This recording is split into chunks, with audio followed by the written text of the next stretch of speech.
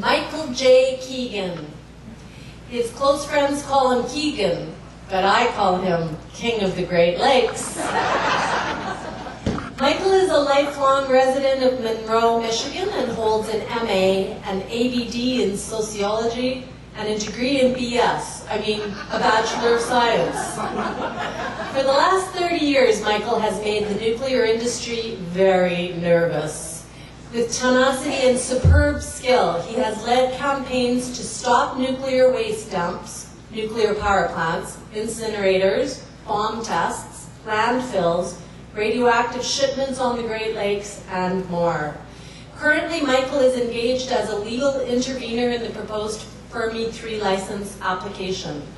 In the mid-90s, he formed the environmental group Citizens Resistance at Fermi 2. He is currently chair of the Coalition for a Nuclear-Free Great Lakes and co-chair of Don't Waste Michigan. Michael co-chairs a task force for Great Lakes United, dedicated to basin-wide green energy and a nuclear-free Great Lakes.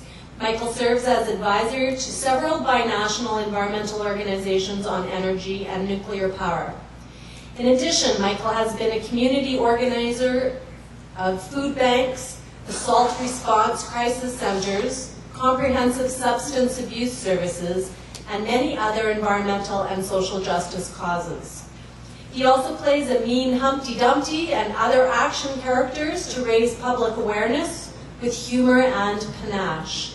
A stalwart leader and agitator, Michael J. Keegan, King of the Great Lakes.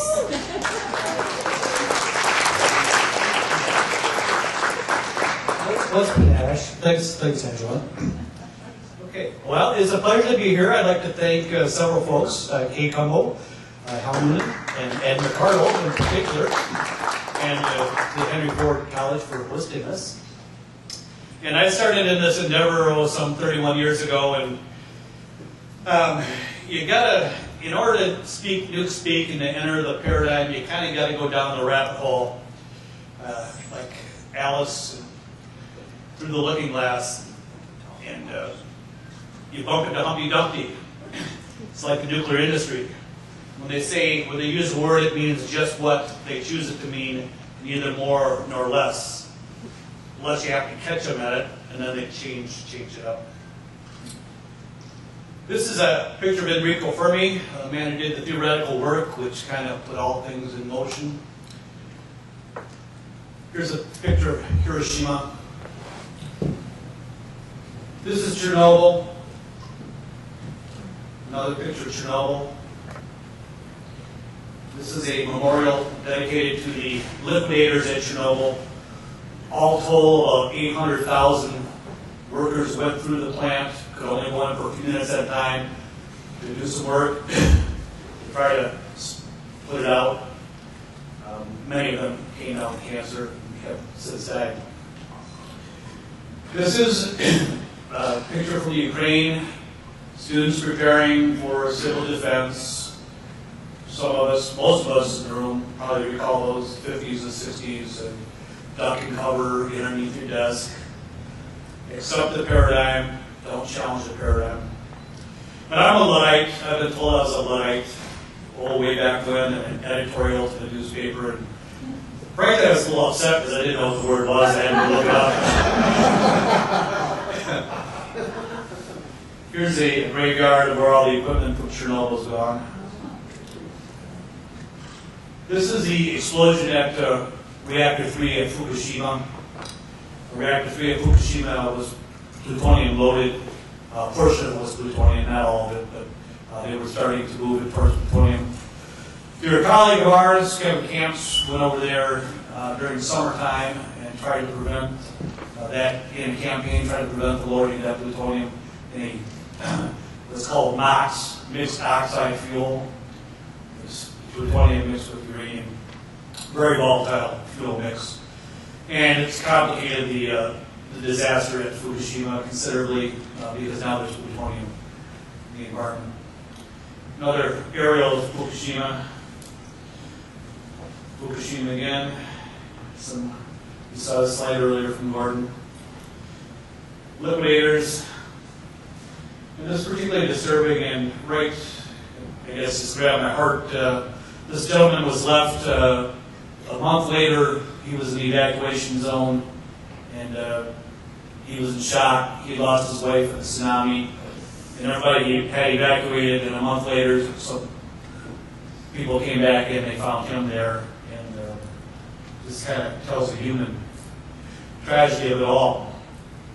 When resources should have been dedicated to responding to the tsunami and the earthquake, so much of the resources of the nation had to go to battling the nuclear catastrophe. And Godzilla is not happy. In the midst of this, most of us were up 24/7 around the clock for about a month, just responding, trying to process information, sharing it virtually around the globe to our counterparts. And what came to me was, what kind of a super team of heroes would I send in to try to put this thing out? And Godzilla came to mind. A hero to the Japanese. And I say Superman is going to be needed. And how do they do it? They're not going to be able to go near the reactors at some point. Trebuchet is an ancient medieval piece of weaponry used to catapult. And I suggest they're going to be catapulting sand and boron into the reactors. Again, Godzilla watches us and he's not happy. And as Gordon mentioned, what will future generations say about Japan building reactors on earthquake faults? No. What will they say about us building nuclear power plants in the Great Lakes Basin? You can't quite see the whole basin, but there are some maps out there, and you've seen this out there before. But I want to point out that there are 37 nuclear power plants in the Great Lakes watershed. But there are another 23 plants just outside of the watershed that the dominant wind patterns will carry the fallout through the windshed and over the Great Lakes. So I would argue that the Great Lakes are 20% of the world's surface fresh water and arguably the most precious resource on this planet. And yet we put them in jeopardy every single day by operating these 60 nuclear power plants. Again, the man who put it in motion, Enrico Fermi. And so in Monroe, they decided they're going to build a Fermi reactor. We'll call it the Enrico Fermi Power Reactor #1. It will be a fast breeder reactor. It will breed more fuel than it uses. We will take this worthless rock of uranium-238 and we'll put it around the fuel, the uranium-235, which will fission. And once it fissions, then it'll bombard that 238 and it will become plutonium. And from that plutonium, we can then refabricate more fuel and have energy, abundant energy for an industrialized world. But it got chronicled in a book, We Almost Lost Detroit. They had a little accident. They had a core melt in 1966, October 5th, which they didn't tell the public about. They had 4 fuel assemblies which had a melt. They were on their way to a full core meltdown. It didn't go all the way, but it was potentially, could have gone off like a huge bomb. Not a thermonuclear explosion, but a explosion of hydrogen, gases, and steam explosion, dispersing the plutonium into the environment. I was 10 years old at the time. I didn't know much about it. Didn't know nobody was talking about it. But I do recall that Hubert Humphrey came to Monroe the day after it happened. And I can remember standing at the library with 5,000 children all across Monroe County. And my sign said, "Welcome, Hubert Humphrey," in a red and black sign placard. Didn't learn about the accident until a decade later.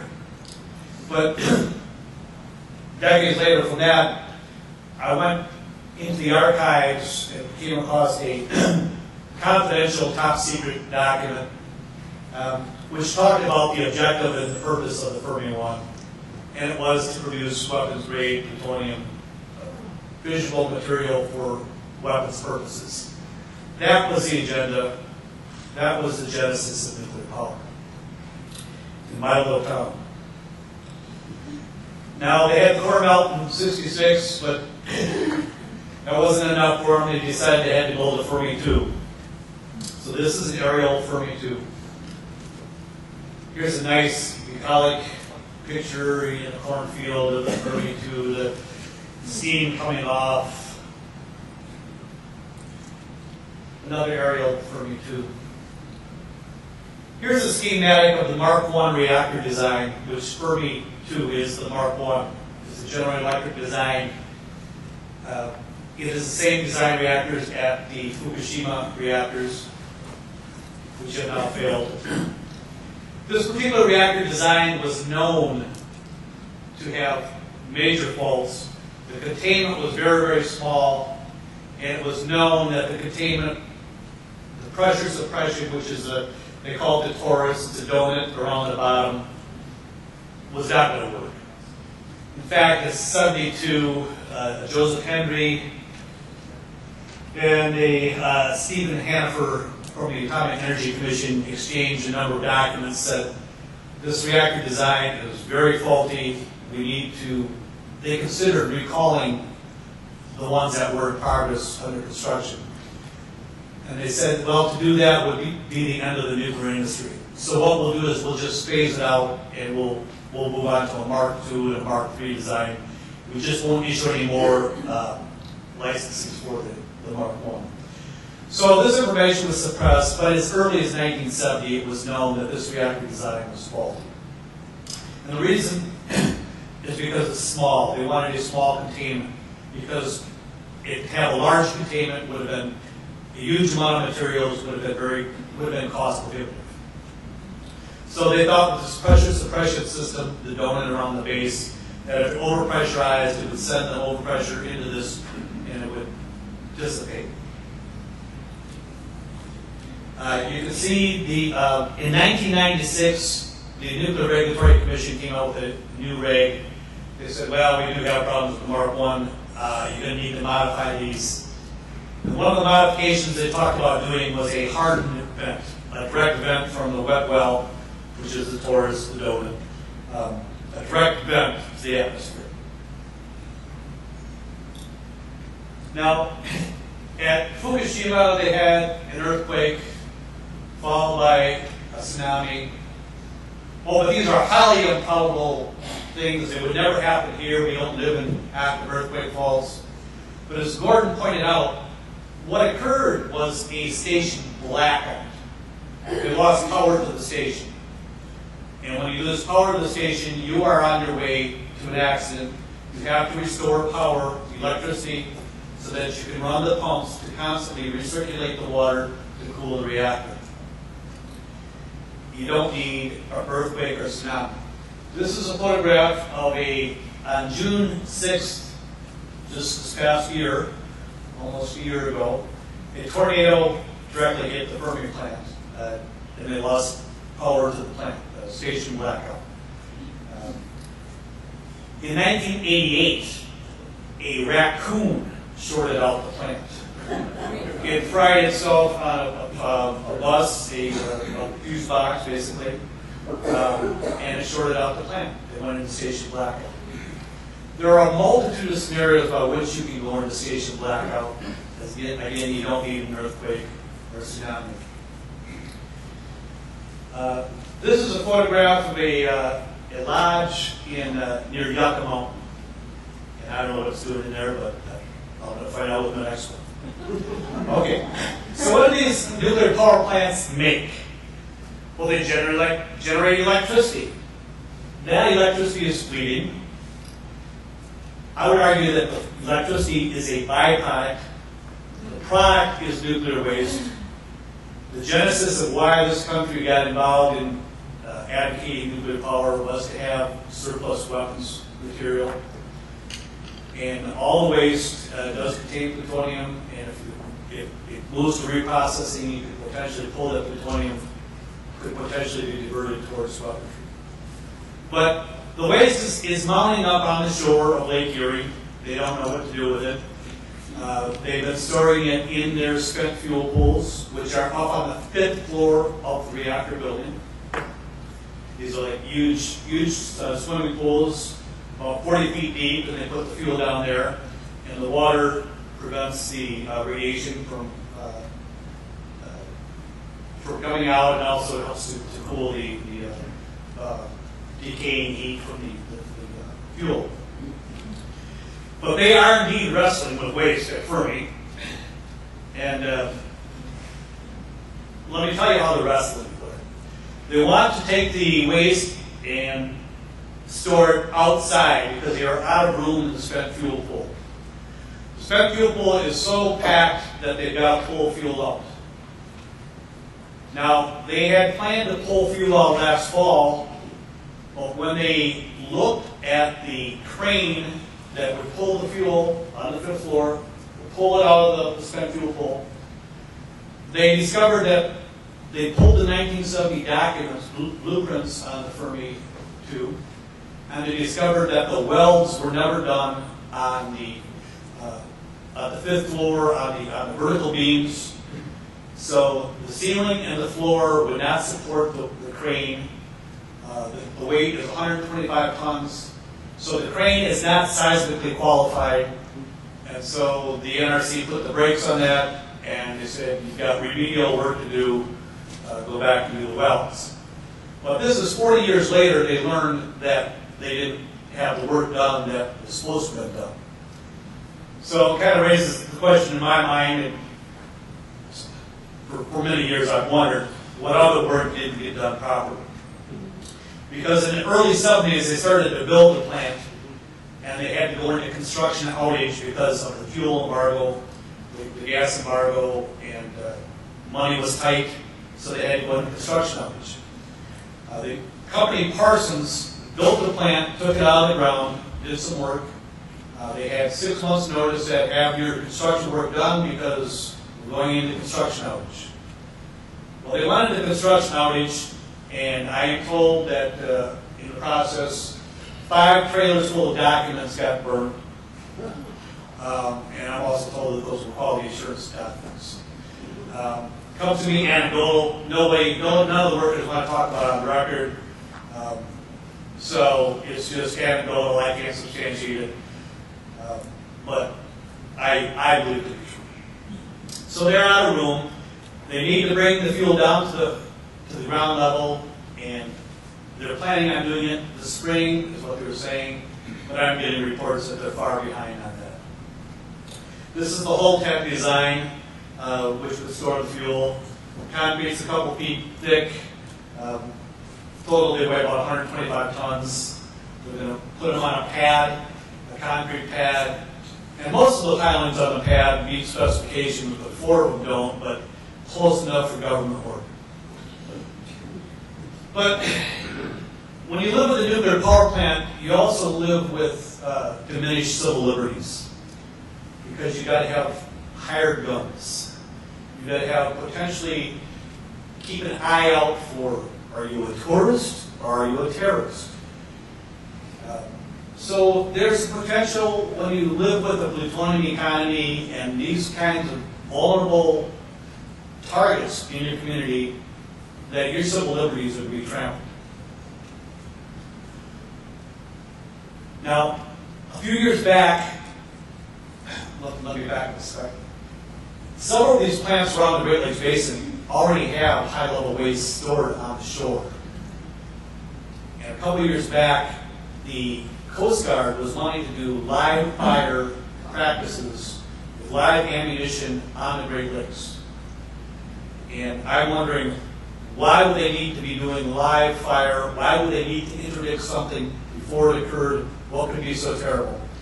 And my best guess is that it's necessary to be able to protect the high-level waste, which is teed up as a target, as a potentially terrorist target. Now, one might argue that the utilities are aiding and abetting terrorists by putting a target right there that would be so attractive to them. But that's going to have to be stopped. There's $1 trillion on the line. Fukushima is but a road bump in the road. The nuclear industry has circled the wagons, and it couldn't happen here, it couldn't happen here. There's money to be made. There's $1 trillion to be made in uranium mining and speculating and building nuclear power plants. And it kind of reminds me of Tulip Mania in Holland in 1637. But it also kind of reminds me of the first thing a bureaucracy does is they self-perpetuate. So here's the Nuclear Regulatory Commission getting ready to break ground, building another building, because now they have a whole new division of new reactors coming. We've got relicensing of old reactors. The NRC has gone from about 2,000 to about 4,000 workers in a short time frame. The future of Fermi 3. This is us at a...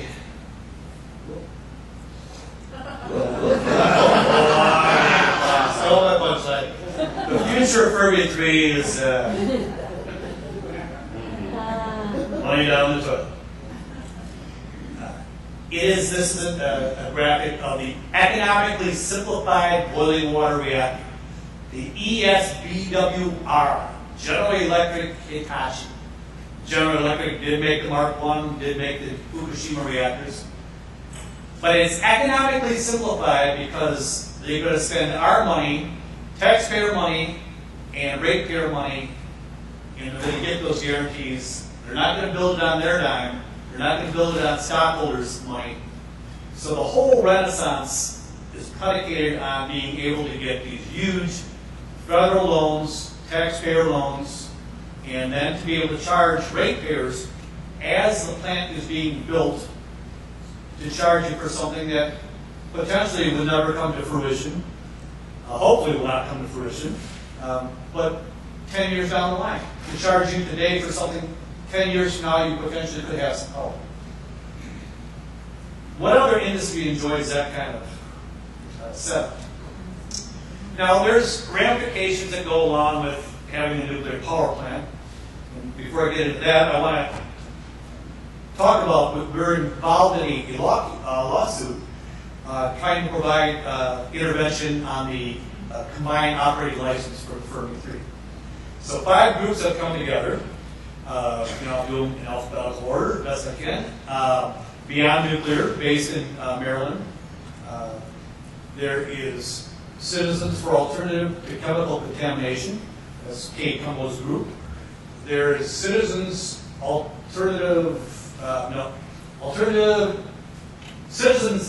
Environmental Alliance from Canada, Southwest Ontario.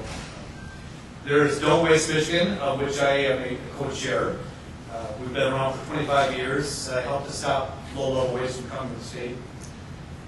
And then there is the Sierra Club of Michigan, who has joined us in this lawsuit. So five groups have come together in a coalition, and we formalized our contentions. We had 15 contentions. We submitted them, and they got sliced and diced and shredded by the Nuclear Regulatory Commission and the utility. But of those 15 contentions, we still have 5 that are standing. But one of the contentions that we had was we had concerns about being able to evacuate people from a nuclear power plant.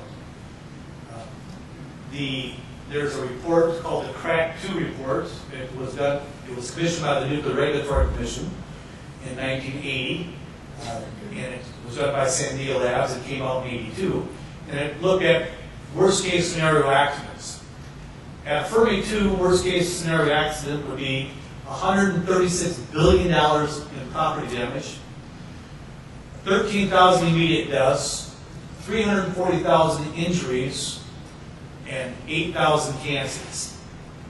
And those are 1980 numbers, and I think the census numbers are actually 1970 numbers, Kevin informed me of, but the financial numbers are 1980 numbers. And the firm that they hired to direct their evacuation route plan is called KLD, or KILD.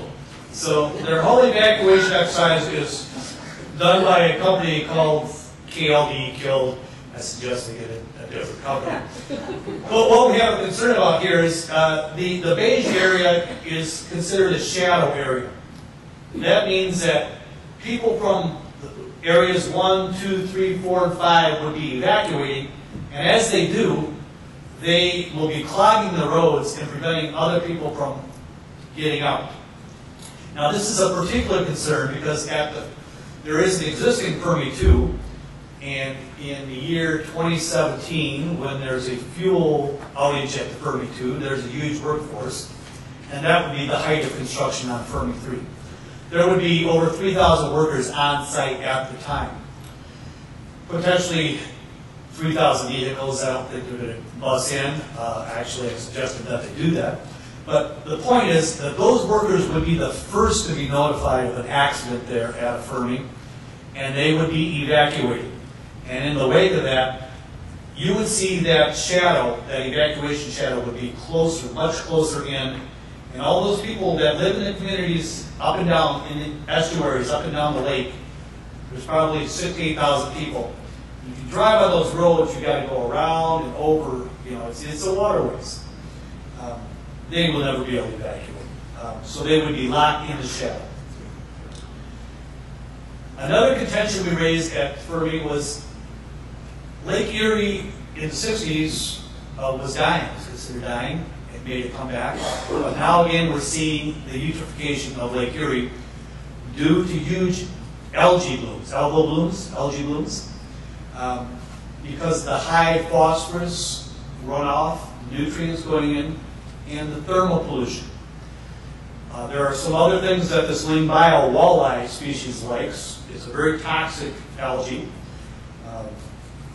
but it likes calcium, which is limestone, which you will have during construction. You'll have runoff from the plant.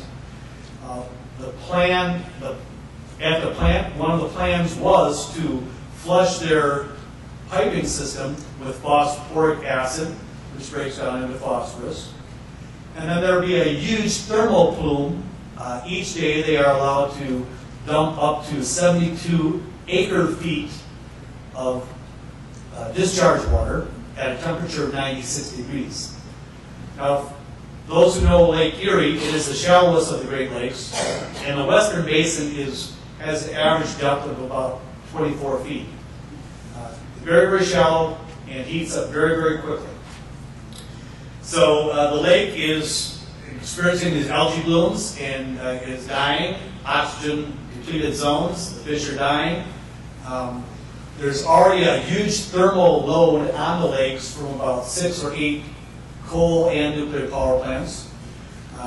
And one more huge nuclear plant, the thermal pollution, we feel we'll put it over the tipping point. We're already over the tipping point.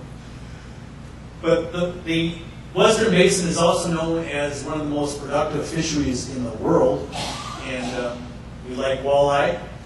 And so this is Lingbio walleye is the name of this algae, and I suggest we would prefer to have walleye linguine and keep our fish healthy.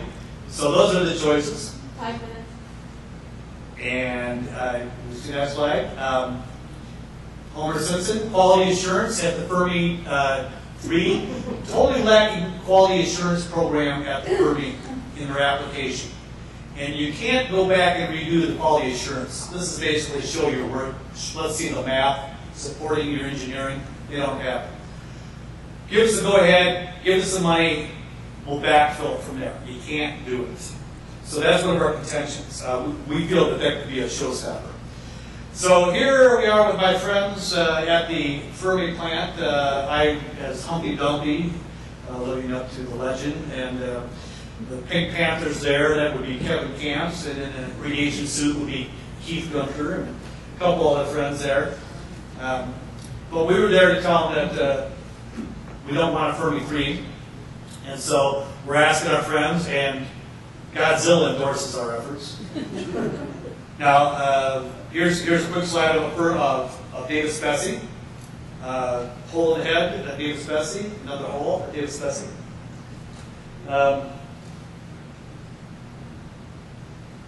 But I guess I'd like to say the cost of the plant in 2008, Detroit Edison told the Windsor Council that they anticipated $8 to $12 billion. That was overnight cost. Now it's at about $12 billion. And the greatest cost of all, I believe, is opportunity cost. if we tie up $12 billion, $15 billion, what have you, and designate it for a nuclear power plant, what are all the other things that we couldn't be doing? And I think our next speaker is going to be speaking to those alternatives. So the greatest cost is going to be the opportunity cost. We don't need to go there. There would be no power coming off this thing for at least 10, 12 years. Demand increases incrementally. So let's meet that supply incrementally with solar and wind. That can be brought on in a year or two's time. And with that, I think I will wrap it up, other than say we need a lot of help. We have two big things coming up. In September, between September and November, the Nuclear Regulatory Commission will be issuing a draft environmental impact statement on the Fermi Freak. As soon as they drop that document, the public has 75 days to respond. So we need to get a team of experts in place at the ready. Once that document is dropped, we can do a division of labor and do an adequate job on critiquing this. And then another area we're going to need help in is the utility will have to go to the Public Service Commission to get a certificate of need to demonstrate that the plant is needed. And demand is down, it is not needed. So we're going to need help at that juncture before the Public Service Commission. And that's my spiel. There's plenty of Fermi for everybody to hate, so just jump on board anywhere, initiate anything. So just be a self-starter and jump in. All ideas are good ideas, make it happen. All right.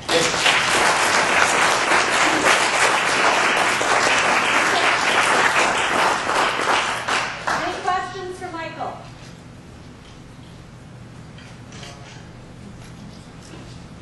Yes.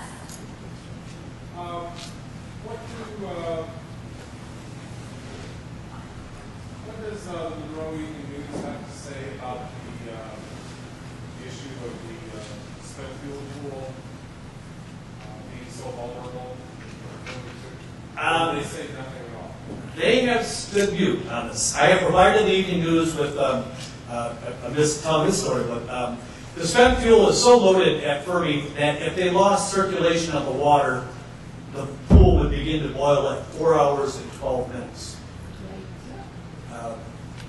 That means you're on your way to a melt, uncovering that fuel, which will then combust spontaneously.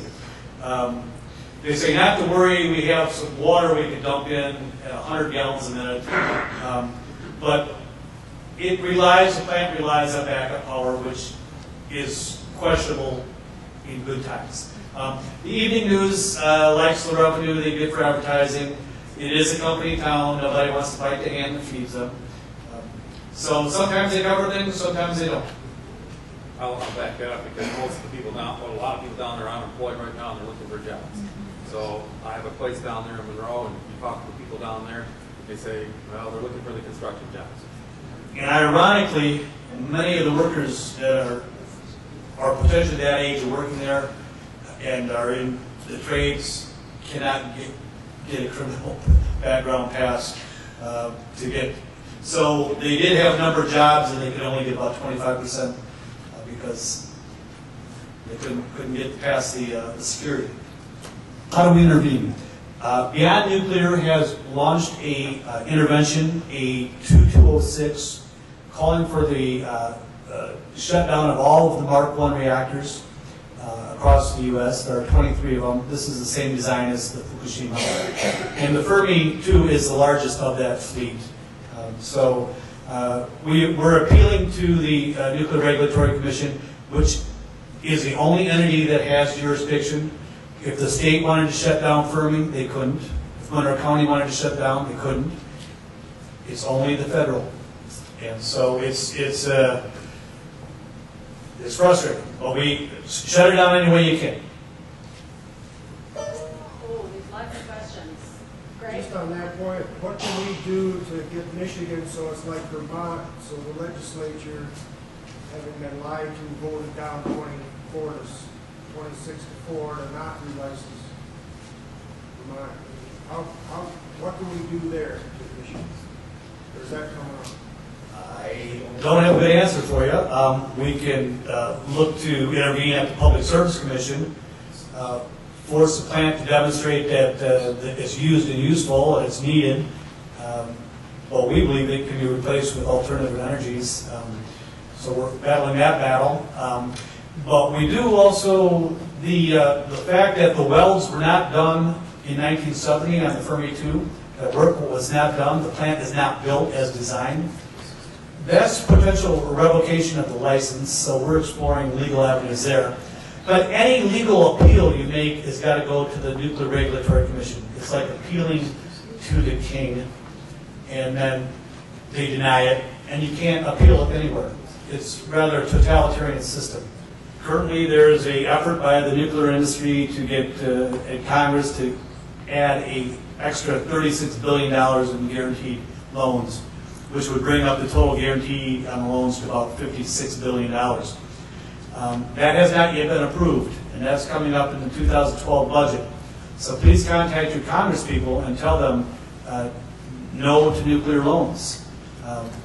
This is an industry that Wall Street will not back. It's so risky. Why would the taxpayers want to put their money on the line? So contact your Congress people, tell them no loan guarantees. Last question? Yeah, I heard a EPA executive say that they definitely want to relicense coming through. So when would that be? I anticipate them going to move for relicensing Fermi 2 in 2012, and we will mount a challenge to that. There's some thought that the Fermi 3, they're just looking to get the license in their pocket to get a 20-year relicense on the Fermi 2 and to get a power upgrade on the Fermi 2, and then the whole complex would go up for sale to some other utility. Because there's really no economy of scale of just having one nuclear power plant.